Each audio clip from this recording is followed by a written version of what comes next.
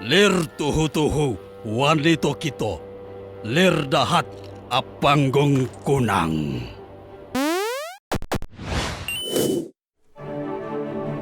So this week we finally got our first chance to go hands-on with the upcoming Civilization V expansion pack, Brave New World. I could go on for hours about the side effects of the nitty-gritty changes, but I thought I would distill my thoughts into 5 major takeaways. So here we go, in no particular order.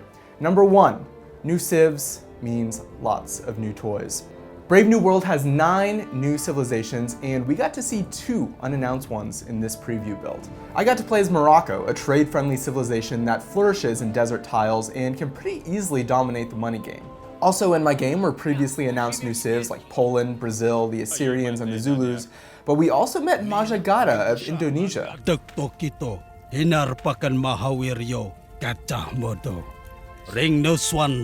Indonesia's first 2 cities built on continents other than their capital get a bonus in the form of 2 unique luxury resources, and those cities can never be raised. They also get a replacement for the swordsman unit, which carries a curvy Chris sword, rumored to have some sort of mystical power. Deveremos prosperar através do comércio? In my game, Brazil was a formidable foe in the culture game, Shaka was super aggressive, unsurprisingly, and Poland kept getting bullied by the rest of the world. Sorry, Kazmir. Jak ci się podoba moja oferta? I could only play as Morocco, but they suited my playstyle pretty well. I was going for a relatively pacifist playthrough, and while they don't get much of a bonus for the new cultural game, their financial bonus means that you can more easily buddy up with the neighboring city-states. Okay, on to number 2, reestablishing my cultural identity. As you've probably heard by now, Brave New World has an entirely new cultural victory scenario. Gone is the rush to fill up your policy trees, and instead your goal is to become the dominant culture across the world. To do this, you'll need to maximize your tourism output, which is done through 2 big new systems, Great Works and Archeology.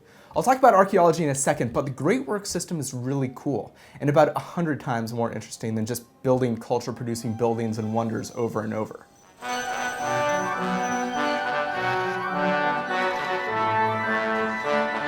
Now you can produce great artists, musicians, and writers, who then produce great works which get stored in wonders and buildings. Evoked by clouds and rain. Who knew Morocco was really home to Shakespeare, Van Gogh, and George Gershwin?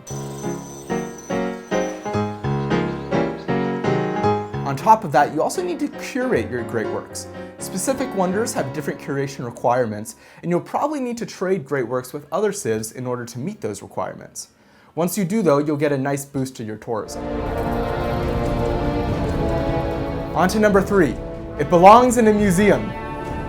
Now when you research archaeology, certain antiquity sites pop up on the map containing relics and trinkets from ancient battles from the early part of the game. Aside from just being a cool concept for a game that takes place over several thousand years, archaeology gives you a few more things to do in the mid-game. Once you've built archaeologists, you can either extract tourism-generating artifacts from those sites, or you can build them into culture-producing landmarks, which seem like a defensive move if another civ is going for that cultural victory. For my time with it, I didn't find it quite as cool as the Great Works system, since all the artifacts I found were these generic beads or arrowheads that don't usually fit into the curated wonders. But it's still another fun mechanic to play with on your quest for cultural victory. On to number 4, the World Congress giveth, and the World Congress taketh away. The diplomacy game has been retooled, and with it you now have the World Congress, which is typically established around the Renaissance era.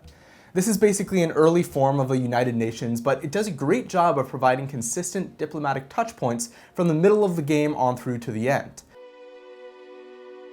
Once city-states get a vote in the Congress, I was able to shape a ton of resolutions to my will, thanks to my big treasury.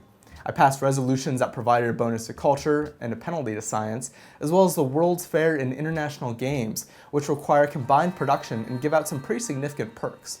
As the Congress went on, I became a little greedy, and after it turned to the United Nations, my city-state alliance started to become less powerful. In my hubris, I tried to get everyone to vote in freedom as the world's ideology, and I didn't make a whole lot of friends in the process. Please don't hurt me, Shaka. Now, on to number 5, the number where I try to cram in everything else that's in the game. This is probably the point where you're going to want to freeze frame and enhance on those tooltips. There's new social policy trees, and some of the existing trees have been redone. There's new buildings and new wonders. There's trade routes. There's even expansions to the religion and espionage systems from Gods and Kings.